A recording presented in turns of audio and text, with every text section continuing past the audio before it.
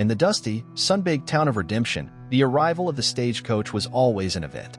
The townsfolk would gather by the road, eager for news from the outside world, and perhaps a new face or two to break the monotony of their lives.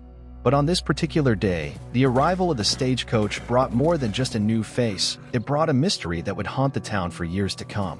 As the stagecoach rumbled into town, the townsfolk gathered around, curious to see who would step out. The door creaked open, and a man stepped down onto the dusty street. He was tall and lean, with a weather-beaten face and steely eyes that seemed to pierce the very soul of anyone who dared to meet his gaze. The man introduced himself as Cole Tanner, a gunfighter looking for work. He wore a six-shooter on his hip, a testament to his reputation as one of the fastest draws in the West. The townsfolk were wary of him at first, but they soon warmed to him when they saw how polite and soft-spoken he was. Cole Tanner soon became a regular fixture in Redemption, spending his days practicing his shooting and his nights drinking at the local saloon.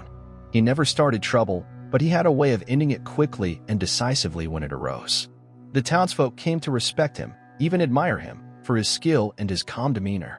But as the days turned into weeks, strange things began to happen in Redemption. People started seeing things, shadows moving in the darkness, whispers in the wind, a feeling of uneasiness and as if they were being watched.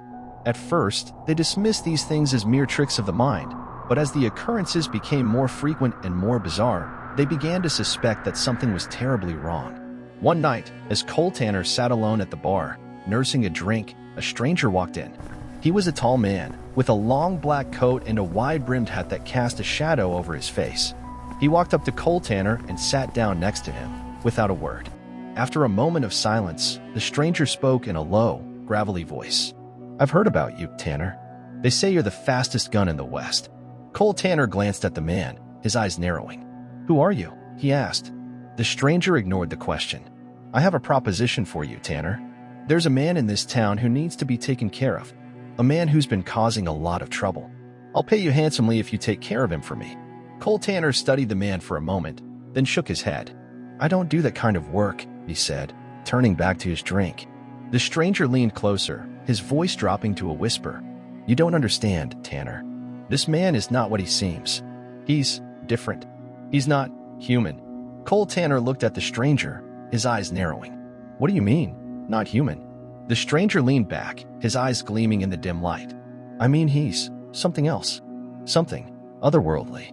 He's been causing chaos in this town, and no one can stop him. But I think you can. I think you're the only one who can." Cole Tanner stared at the stranger, his mind racing. He had heard stories of strange happenings in the West, ghosts, demons, things that defied explanation. But he had always dismissed them as superstition. Could it be that there was some truth to them after all? Without a word, Cole Tanner stood up and walked out of the saloon, leaving the stranger sitting alone at the bar. He walked through the empty streets of Redemption, his mind filled with thoughts of what he had heard. Could it be true? Could there really be something supernatural at work in this town? As he walked, Cole Tanner felt a chill run down his spine.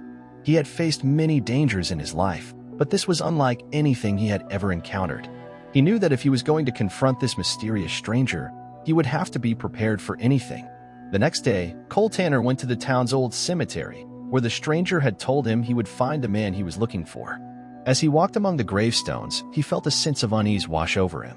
The air was thick with a sense of dread, and he knew that he was not alone.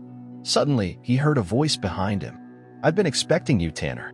Cole Tanner turned around to see the stranger standing there, his eyes burning with an otherworldly light. He knew then that the stranger had been telling the truth. The man before him was not human. Without a word, Cole Tanner drew his six-shooter and fired. The bullet struck the stranger in the chest, but instead of falling, he simply laughed. "You can't kill me, Tanner. I'm already dead." With a sudden burst of speed, the stranger lunged at Cole Tanner, his hands outstretched. Cole Tanner fired again and again, but the bullets had no effect. The stranger's hands closed around his throat, and Cole Tanner felt himself being lifted off the ground. As he struggled for breath, Cole Tanner's vision began to blur. He knew that he was facing something beyond his understanding, something that could not be defeated by mere mortal means.